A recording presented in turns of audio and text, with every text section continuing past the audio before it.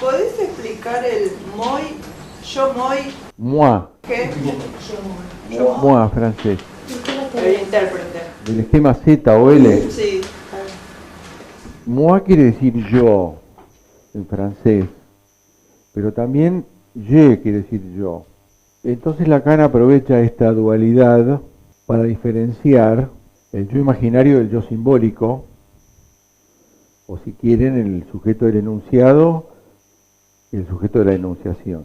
Yo hago un dibujito que es este, dos personas hablando.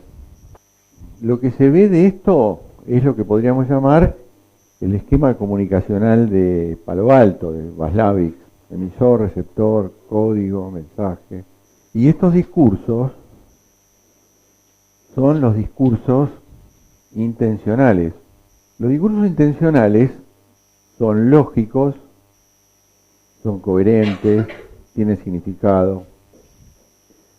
El otro los entiende más o menos, aunque la comunicación está fallada, porque el código no es perfecto, más o menos nos entendemos. Bueno, esto funciona bastante bien hasta que hay algo disruptivo. Por ejemplo, un fallido. ¿Saben lo que es un fallido, no? ¿Cómo se llama el fallido de palabra? Lapsus linguae. ¿Por qué? Porque este sujeto de la izquierda, que es el que profirió el fallido, no se va a hacer cargo y se va a rectificar, que es lo que hacemos en la vida cotidiana. Por eso acá existe una cuarta regla, que es la de no aclaración, porque es lo que se dice. Cuando se produce un fallido, por ejemplo, de este lado, y el tipo se rectifica, dice, yo no fui, yo no hablé. Entonces, ¿quién habló? Primera pregunta.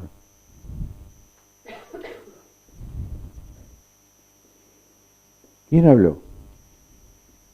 Y segunda pregunta, no, ¿para quién? Lo que quiso decir está ahí, es lo que se dijo. Pero ¿para quién? Entonces acá hay dos interlocutores que no están acá a la vista. Porque vamos a decir, en el enfoque lacaniano, esto es del registro imaginario, que es lo que para nosotros es la realidad, registro imaginario. Entonces podemos decir, ¿quién habló? Un otro que no soy yo, que no es este yo, ¿no? Entonces yo dibujo acá un otro, que es mío pero lo desconozco y está en otro lado. ¿Y para quién habló? Para otro que está de este lado. Este es el mensaje del fallido. Entonces, por ahora podemos decir que acá está el moi y acá está el ye. Y también podríamos decir por ahora que el ye es la pata yoica del inconsciente. Y este, si yo le llamo ye y este le llamo moi, este es el otro moi, o sea, mi otro yo, moi prima, y este es el gran otro. Porque el inconsciente le habla al gran otro, es el que lo fundó. Acuérdense, primera tópica, consciente, preconsciente, inconsciente. El inconsciente es campo del gran otro. Y para ablandar un poco este concepto, que es una noción central y abstracta, lo vamos a poner en términos más amigables y vamos a decir que este es el psiquismo infantil y esta es mamá, primer gran otro, que está castrado. ¿Por qué está castrado? ¿Qué me dice a mí que mamá está castrada? Porque le falta el falo. Yo no sé, el bebé no sabe que le falta el falo. Pero uno que mira de afuera, ese bebé, la única pista que les doy, ese bebé sobrevivió. ¿Por qué sobrevivió si no hay instinto materno? Y todos somos adoptados. ¿Por qué sobrevivió? Porque lo deseó. ¿Quién desea? Alguien que está en falta. Entonces esta madre, para haber tenido ese hijo y para estar sobreviviendo, es que lo deseó, porque no hay instinto entre nosotros, hay deseo. En este caso, podemos decir que el eje está puesto en el deseo. Única condición de supervivencia de este chico. Y obviamente que el deseo implica amor y una serie de cuestiones que ya lo hemos visto cuando vimos hospitalismo. De todas maneras, yo estoy en este registro, que es el imaginario, y este es el registro simbólico. Ahora, ¿por qué yo no veo el registro simbólico? Porque el registro imaginario me lo impide. Nosotros estamos muy pegados al registro imaginario. Lo que llamamos la realidad, mi realidad, es imaginaria. Esto cuesta entenderlo, ¿no? Porque yo digo, bueno, ustedes están ahí, son concretos de carne y hueso. Sí, pero yo los percibo porque tengo un sistema representacional. Los puedo tocar, pero esto es representación. Después ya vamos a ver que también es significante. Entonces, para que estos dos ejes se interfieran, yo tengo que dibujarlos de otra manera, que es lo que hizo Lacan. Entonces, dividió el campo en dos y acá puso el eje imaginario. Acá puso un moi y acá puso el otro moi, que sería el yo y el otro yo, el alter ego. Y acá puso el eje simbólico, en donde acá está la pata yoica del sujeto, del inconsciente, y acá está el gran otro. Entonces acá está la interferencia. Yo vivo en este planeta e ignoro este otro planeta. Pero este es el fundante, este es el planeta fundante, que da lugar a este otro sistema. Ahora hay tres registros, ¿verdad? Real, imaginario y simbólico. ¿Dónde está el real acá? El discurso proferido. El discurso proferido, así chato como viene, es imaginario. Está hecho de símbolos, pero es imaginario. Si yo ese discurso lo interpreto, salto al registro simbólico. ¿Sí? Porque es lo que verdaderamente el inconsciente le quiso decir al gran otro. Ahora, ahí no está lo real, que sería lo inabarcable, lo imposible, salvo este sujeto, este que está acá,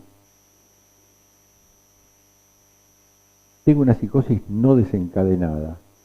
Y entonces, en el momento de la psicosis, del brote, que como siempre les digo, el brote no se ve lo que viene después, todo esto queda reducido a este punto. Ese cuaternario colapsó. Y ahí está lo real. Pero como es imposible y es inabarcable e insoportable la proximidad de lo real, ¿qué hace el psicótico? Rearma el cuaternario. Lo rearma. Pero lo que vemos es esto, y acá puede estar el moi del psicótico, acá puede estar el otro, pero en este caso ya este está alucinado. Este es el que me habla y yo escucho voces, ¿no? Este es el otro alucinado. Y este discurso es el delirio del psicótico. Quiere decir que volver a tensar el cuaternario se llama restitución psicótica, que es la definición de delirio. O sea que el psicótico vuelve a armar un mundo que se derrumbó y se vuelve a armar de esta manera disparatada y surrealista, que es el mundo alucinatorio y delirante de un psicótico. Es decir, la mente, frente al colapso, hace un intento de restitución. de reconstrucción. Es como si yo te dijera, yo tengo un edificio acá, y me lo hizo un maestro mayor de obra que por poca guita me hizo 2 pisos entre 2 edificios, ¿no? Lo que yo no sé es que no me puso los fierros acá. ¿Qué son los fierros en el edificio? Lo llamamos el padre interno. Lo que me sostiene de adentro, el padre simbólico, la ley, que hace que yo me comporte más o menos adaptado dentro de la adaptación del neurótico. Ahora, esto se sostiene. Yo no sé que este edificio es psicótico, porque no tiene fierros. Pues yo lo veo armadito. ¿Y por qué está armadito? Porque estos 2 hacen de padres ortopédicos. Ahora yo le meto un piano acá y todo esto se derrumba. Porque el piano es muy pesado, no aguanta. Entonces acá tengo una montaña de escombros. ¿Qué es eso? Pregunto. El brote psicótico. No, el brote es cuando colapsó. El brote, bueno. Lo que fabricó, lo que armó, lo que se rearmó el... Pero no deja de ser, desde el punto de vista arquitectónico, un nuevo estado de equilibrio. Ahora, vos lo mirás y es un espanto, yo no voy a vivir ahí. Pero esto, cuando estaba armado, tenía un estado de equilibrio. El piano lo desequilibró, se vino todo en banda. Y esto es la nueva configuración de lo que había a lo que hay. Ahora es raro. Pero ¿por qué te das cuenta que funciona? ¿Funciona qué? Ese estado de equilibrio que generó el psicótico. Porque no se mueve. En el edificio está equilibrado. No se mueve. El psicótico está equilibrado, aunque... El psicótico está equilibrado en su delirio. Entonces vos ya no lo entendés. Como le pasaba a Pichón Riviera en el Borda. Entonces para entender ese delirio fue la familia. Y articuló el delirio con el discurso familiar. Tercera ley dialéctica. Tesis, antítesis, síntesis. Ahí entendió que es lo que acá llamamos S1 articulado con S2. Y Mario, eso que vos decís, ahí lo entendió. ¿Qué entendió? Lo que le estaba queriendo decir en palabras, lo que no se entiende. Entendió, primero, por qué estaba loco. Porque ese es un portavoz de la familia. Para Pichón Rivière. Bueno, también en psicoanálisis decimos, los hijos son los síntomas de los padres. O sea, son un producto de algo previo que da como resultado un hijo. Sale, de acuerdo, los padres que tiene. Por eso si a vos te traen un chico para analizar, primero si no, vengan ustedes a ver qué pasó acá, ¿no? Porque las familias tienen esa historia de lo que se llama causalidad lineal. ¿Cómo me salió este chico? Ay, ¿ustedes qué? Eso es causalidad recíproca. Perdón, entonces, sin ser psicótico, en una conversación de 2, si hay un fallido, o sin haberlo incluso, siempre en realidad también me estoy refiriendo a mí en ese gran otro. O sea, ¿cuán genuina es una charla entre 2 personas? 0. No, ¿Por qué? no. Porque el registro imaginario tiene su consistencia.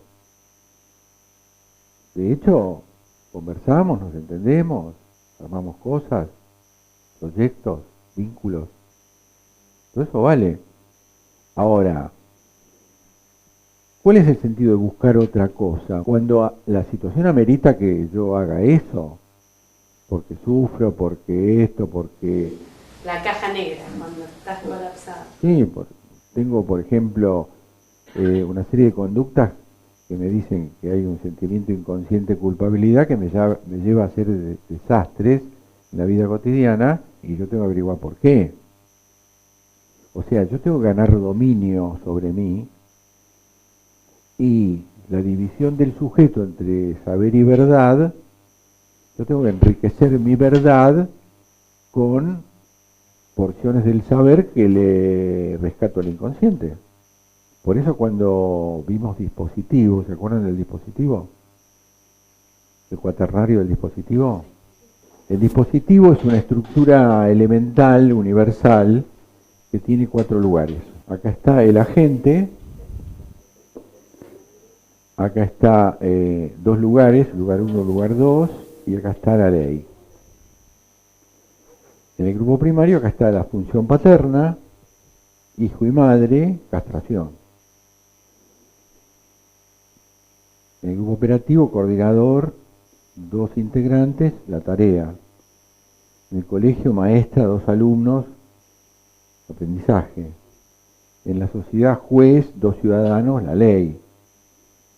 Bueno, en el dispositivo analítico, ¿cómo es esto? ¿Qué hay en el lugar de la gente? El analista que agencia el proceso.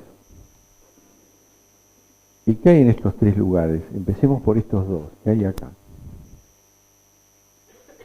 Y está el analista con un sujeto. Yo con el otro. El yo sería uno, sería él directamente. Sujeto 1. Más elemental. Y lo dije hace un ratito. ¿Por qué el sujeto tiene esta nomenclatura? Una de las acepciones, porque esto quiere decir falta un significante, pero una de las acepciones es sujeto dividido entre saber y verdad. Entonces acá está la verdad, y acá está el saber. El sujeto, el yo, que es el de la verdad, no sabe que tiene un saber, o lo sabe intelectualmente, porque estudió psicoanálisis, por ejemplo, o que sabe lo que hace un analista. Entonces, acá está la verdad, a cargo del yo consciente, y acá está el saber no sabido del inconsciente. Entonces, ¿cómo hacemos para nutrir la verdad restando saber al inconsciente? ¿Qué pongo acá? Interpretación. Este tipo está dividido acá, y este analista es un partero. ¿De qué? De este saber, que viene a medida que yo me apropio del saber inconsciente, gano autonomía para mí, para mi conocimiento. ¿Sí? Por eso a veces en el análisis aparecen sorpresas, descubrimientos sobre quién soy, que son a veces muy movilizantes, porque yo acabo de enterarme de algo que no sabía, porque este yo es el lugar de la ignorancia. Ustedes lo tienen a Foucault, Michel Foucault, textos de Foucault, Microfísica del poder, Las palabras y las cosas, Historia de la sexualidad, unos cuantos libros más. Es un contemporáneo, muy contestatario, una gran mente que se metió con la cuestión del poder. Bueno, recomiendo ese texto, ¿no? Microfísica del poder sobre todo, y los otros también son muy, muy interesantes porque... Sí. No es tan fácil. No, yo no les digo que lean porque es fácil, como dijo Kennedy. ¿Cómo tiene que tener una introducción para leer a Foucault así, de embotellada? Bueno, pero vos entrás en Google, tenés un montón de autores que hablan de Foucault. No, autores que hablan de Foucault, o que publican artículos. Bueno, Michel Foucault originariamente era marxista. ¿Qué dice el marxismo? Bueno, el marxismo tiene un área filosófico-metodológica que es el materialismo dialéctico, que es lo que estudiamos acá. Tiene otra área sociológica que es el materialismo histórico, que estudia la evolución de las sociedades en base a la molécula de dialéctica que es tesis, antítesis y síntesis. Tercera ley dialéctica. Negación de la negación. Quiere decir que en cualquier sociedad hay clases sociales en pugna, unidad y lucha de contrarios, esa pugna evoluciona en términos de cantidad y pasa a calidad, y de repente produce una síntesis que es la nueva sociedad. De ahí dedujo Marx que se venía el socialismo y después el comunismo, que nunca se llegó a implementar. Todos los países que se dicen comunistas no son comunistas, en todo caso son socialistas. Pero el comunismo no hay propiedad privada, no hay moneda, no hay esto, no hay lo otro. Es una sociedad como la comunidad primitiva, no se llegó a eso. Entonces, esta contradicción que se llama la primera negación es la lucha de clases. Lucha de clases. Para la mirada marxista de la sociedad capitalista tenemos burguesía, proletariado, que son las clases en pugna. No entra la pequeña burguesía, que es la clase media. Porque Marx dice, la clase media siempre va a la cola de la clase que va ganando. Ahora, esto es una cosa como macro, una clase y otra clase. Es más, la democracia, ¿qué significa democracia? La cracia del demos, poder del pueblo. ¿Sí? Ahora, esto viene de los griegos.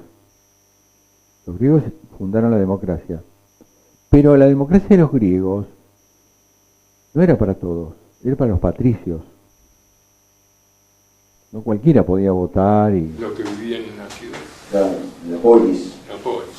Entonces, Marx define la democracia como una forma de gobierno en donde sigue existiendo la coerción de una clase por sobre otra. O sea, clase dominante y clase dominada.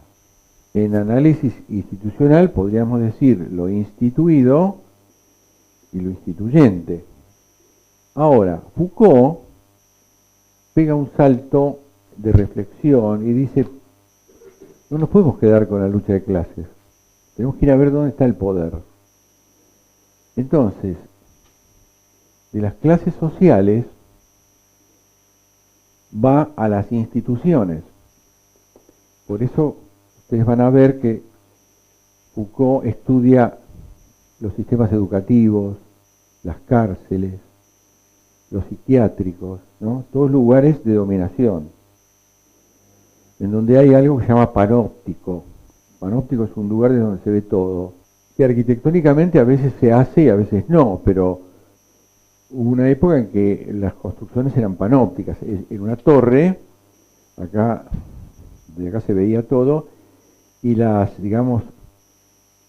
celdas estaban distribuidas así, donde ahí se veía todo, ¿no? También en muchos colegios hay esto, como para controlar todo. Entonces se trata del poder y del control, sobre todo el control social. Y de ahí saltó a los vínculos.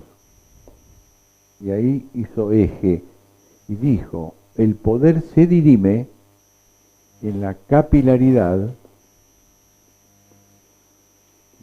de los vínculos. ¿Qué es un vínculo? Una relación interpersonal. Sujeto 1, sujeto 2. Esta es la menor unidad de análisis para la psicología social. El vínculo, no hay sujeto sin el otro, acuérdense. No estudiamos al sujeto solo, estudiamos al sujeto que no puede no estar vinculado. Y capilaridad significa la cosa más íntima y pequeña de los vínculos. Un capilar es un tubito ultra fino como un pelo, ¿no? Así es como lo definió Foucault. Ahora, el psicoanálisis pega otro salto. Entonces tenemos de las clases sociales a las instituciones, acá está el malestar de Freud, a los vínculos, acá está el malestar de Freud, y de acá vamos al sujeto. ¿En términos de qué?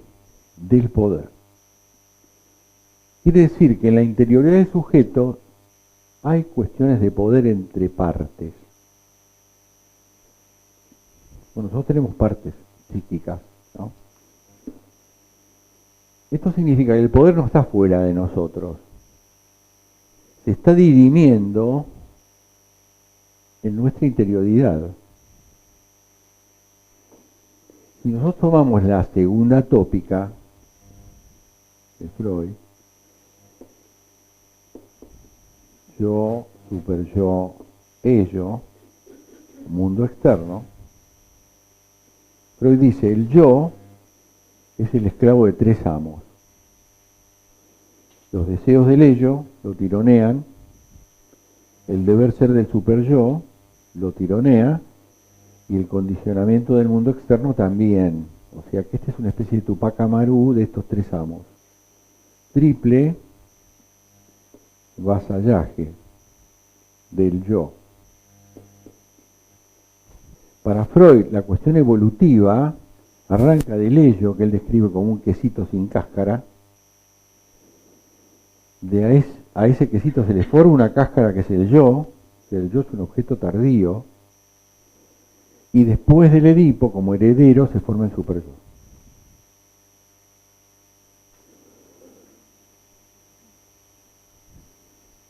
Quiere decir que lo que hubo primero fue un ello, que después se inconscientizó,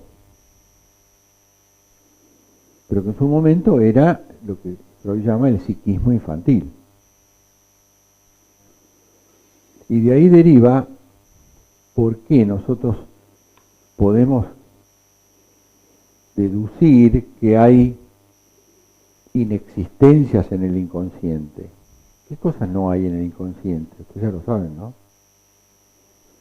La muerte, el tiempo, el no, la historia y la mujer. Sonrisas de las feministas. No, la mujer no existe en el inconsciente porque no existe en el imaginario infantil como otro sexo. Para un chiquito, mal que nos pese, la mujer es un hombre castrado.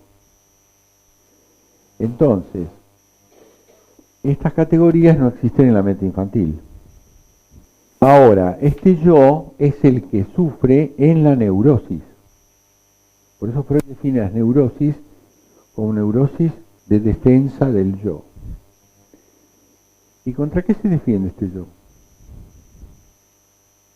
Y acá está el enemigo, el amigo enemigo, con el cual tengo amor-odio.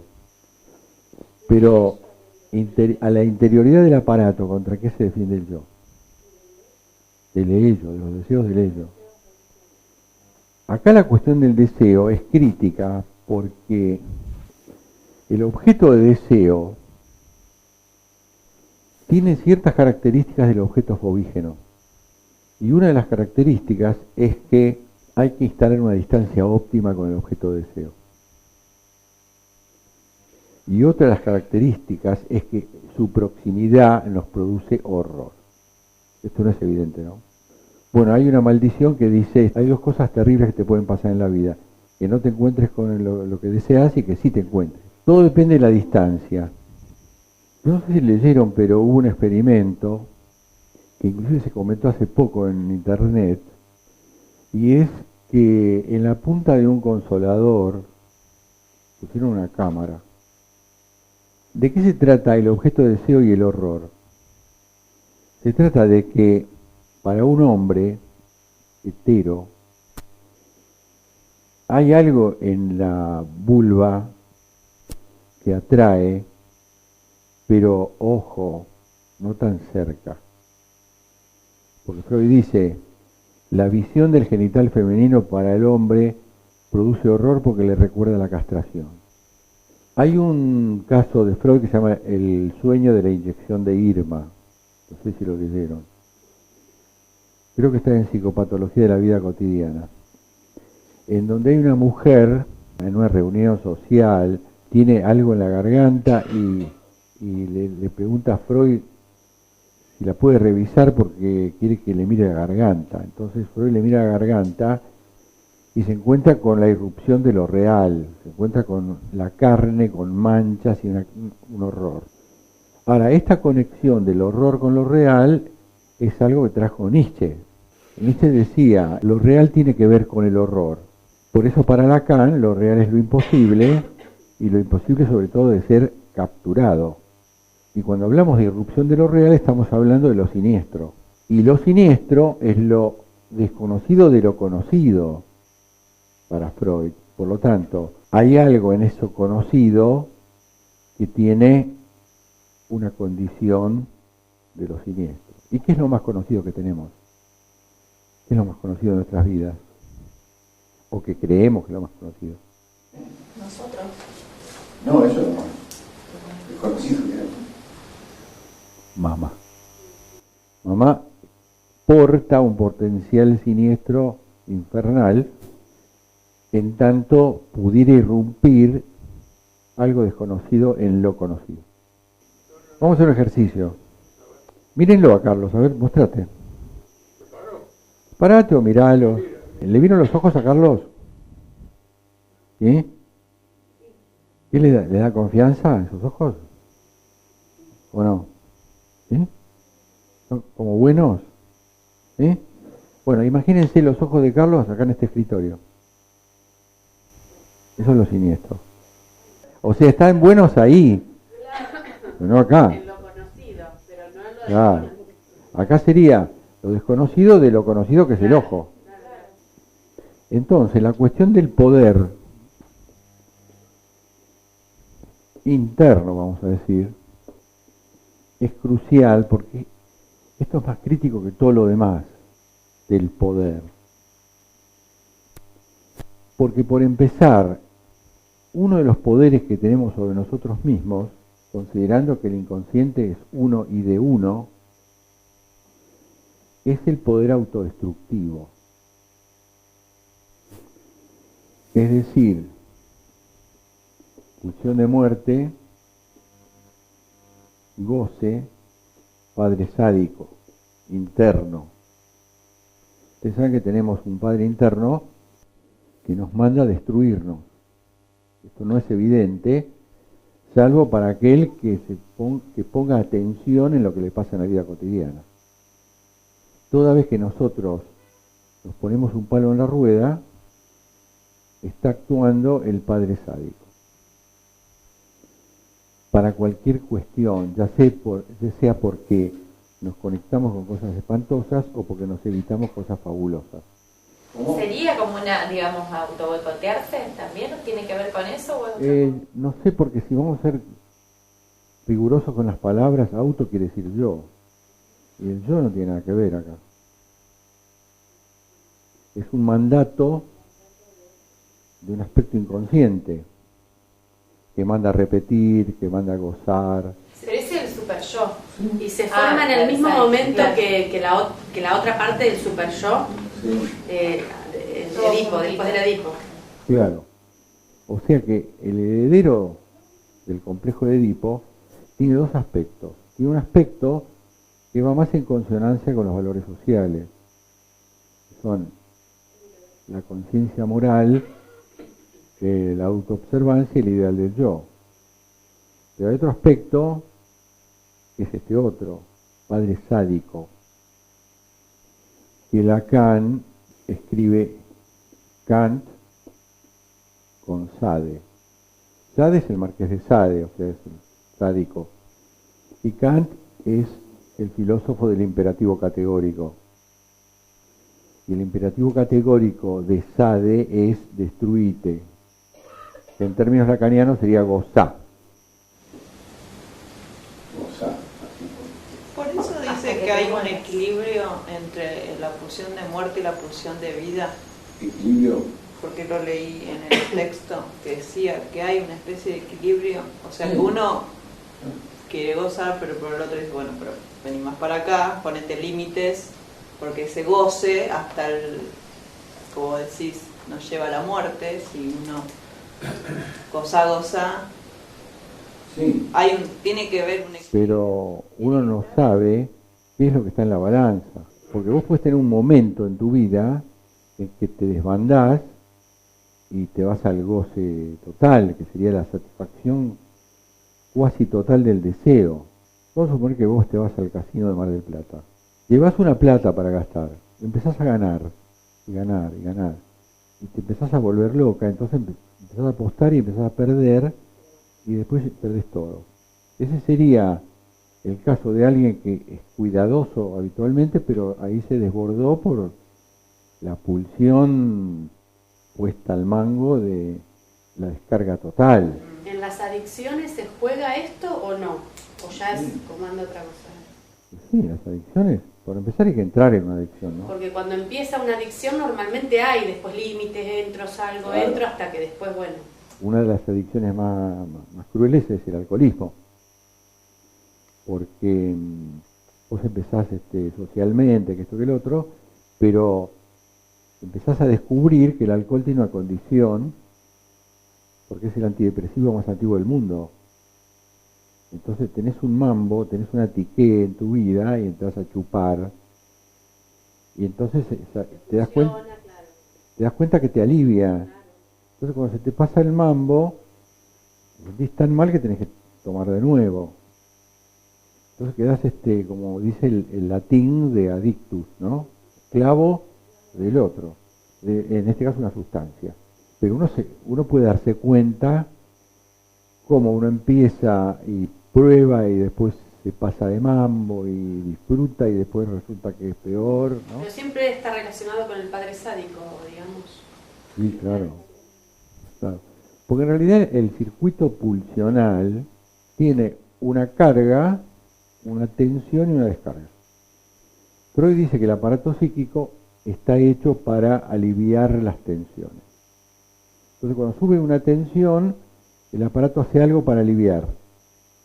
Siempre buscando un equilibrio, vamos a decir, no displacentero, y eventualmente placentero. Muchas veces, digamos, la descarga pulsional responde a cuestiones fisiológicas y se corta sola. Por ejemplo, el orgasmo. En cambio, si dejamos de lado lo fisiológico y pensamos en el sujeto quiere la descarga completa. Pero si hay descarga completa, es la muerte. Nos acercamos a la descarga completa cada vez más, porque gozamos más, porque queremos sentir cosas. Nosotros no te olvides que somos adictos a una droga interna que es la adrenalina. Y a veces cuando no queremos y digamos nos censuramos de todo, también eso es gozar. Porque gozamos en la privación. La cuestión es que nosotros tenemos pujas internas y no se trata de la puja con el otro o con otra clase social, se trata de una puja más cruel que es interna en términos del poder. O sea, estamos sometidos a poderes, a veces sin darnos cuenta. Por ejemplo, los discursos del amo. Nosotros no podemos prescindir de los discursos del amo. Es más, no se puede vivir sin un discurso del amo. Esto que estamos enseñando acá es un discurso del amo. Pasa que es difícil de cuestionar, porque tiene mucha consistencia. Ahora, hay otros discursos que son muy consistentes, pero son disparatados. Por ejemplo, censuras y prohibiciones de la sexualidad en la adolescencia. Hay toda una cosa muy mezclada con lo religioso, en donde hay una obsesión por controlar la moral sexual. De hecho, Freud decía, toda religión es neurosis obsesiva pura, o sea, un sistema de control y de ritual y de administración. Por eso las religiones tienen tanto que ver con lo económico, pero no con la plata, sino con los significantes de la economía y además con los valores de la economía, en tanto hay cosas administrables. Entonces, ¿qué hace la Iglesia? Administra nuestra moral y sobre todo la moral sexual, en donde todo está mal en nombre de no se sabe qué. Bueno, los consultorios están llenos de estas cosas, de discursos del amo aplicados a rajatabla, y por eso el dogmatismo, que es el origen de esto, es una de las 5 pestes de las que habló Freud. Dogmatismo, idealización, enamoramiento, hipnotismo, sugestión. Dogmatismo. idealización, enamoramiento, sugestión, hipnotismo. En todas estas variantes hay un amo del que uno es esclavo. En el dogmatismo hay un sistema de ideas, por eso es tan difícil movilizar una ideología. En la idealización, porque hay un encumbramiento de alguien más allá de lo razonable. El enamoramiento, bueno, porque es un estado enajenado, que no es el amor, es el enamoramiento, en donde toda la libido se la lleva el otro. La sugestión, porque ahí está el líder de masas. Que diga lo que diga está bien. El hipnotismo, porque hay un hipnotizador que comanda. Que si bien en el hipnotismo solo puede ser hipnotizado el que quiere, no deja de ser esclavo del otro por ese rato. Eso en la hipnosis en sí no tiene acceso al inconsciente. Entiendo que tiene acceso hasta el preconsciente. ¿Cómo es eso? ¿Cómo funciona? No, la hipnosis puede levantarte las barreras represivas. O sea que sí, tiene acceso al inconsciente en tanto una persona puede dejar de tener un síntoma en estado de trance. Pero lo que pasa es que no tiene dominio tal de que la persona que te hipnotiza te pueda decir a vos, andá y reventarle la cabeza al que está ahí enfrente. ¿Por qué? Porque no, a ver, hay ciertos... Porque no actúa sobre la conciencia moral. Y entonces, claro, no sé, no lo termino de entender esa parte. El hipnotismo abarca el aparato y deja de lado el super yo. O sea, no te pueden obligar a algo que no querés. Yo nunca fui hipnotizado, pero lo que conozco es que vos te tenés que dejar hipnotizar. Tenés que aceptar, si no aceptás tampoco. Ahora, pudiera ser que te sacan del trance y vos seguís con una idea equivocada de las cosas. Por ejemplo, en el trance te dicen, el número 6 no existe. Entonces te sacan y te dicen, bueno, contate los dedos. 1, 2, 3, 4, 5, 7, 8, 9, 10, 11 dedos tengo. ¡Ay, qué impresión! Eso puede... Bueno, eso es lo más livianito. Bueno, lo cierto es que acá estamos hablando de posición del esclavo frente a la posición del amo. Siendo que el discurso analítico es la inversa exacta del discurso del amo. Esto se ve en los matemas de Lacan. Como para adelantar, no nos vamos a meter mucho con esto porque es medio largo. Los matemas de los 4 discursos son formulaciones cuasi matemáticas que tienen este nombre porque Lacan medio como que parafraseó a Lévi-Strauss. Claude Lévi-Strauss fue el antropólogo en el cual se basó Lacan. Inventó una cosa que se llama los mitemas. ¿Qué son los mitemas? Son las unidades elementales de los mitos. Por ejemplo, ¿ustedes saben lo que es un fonema? Emitió un fonema. Muy bien. O sea, no es una sílaba, es el sonido de una letra. Por ejemplo, r es un fonema. Unidades mínimas. Todo que termine en ema es unidad mínima. Semema, por ejemplo, es una unidad mínima de sentido. Mitema es las unidades mínimas de los mitos. ¿Cuáles son las unidades mínimas? Ciertos personajes, por ejemplo, o situaciones. Por ejemplo, el héroe, la bruja, la sirena, cosas así, ¿no? Entonces, Lacan dijo, bueno, yo invento los matemas.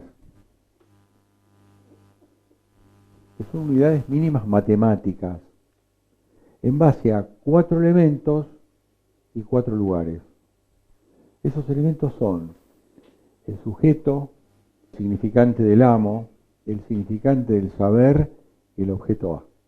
Estamos en la teoría del significante. Todo pasa por la combinatoria significante. Entonces, la unidad mínima del discurso del amo es el significante mínimo del discurso del amo. S1, que podría ser, por ejemplo, no, o andá, o agachate.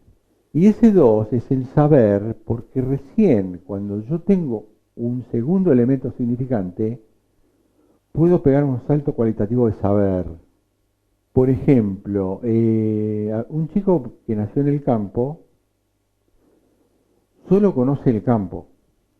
Pasto, vacas, nubes. O sea, el significante amo del chico está en el ambiente donde se nació y se crió y conoce.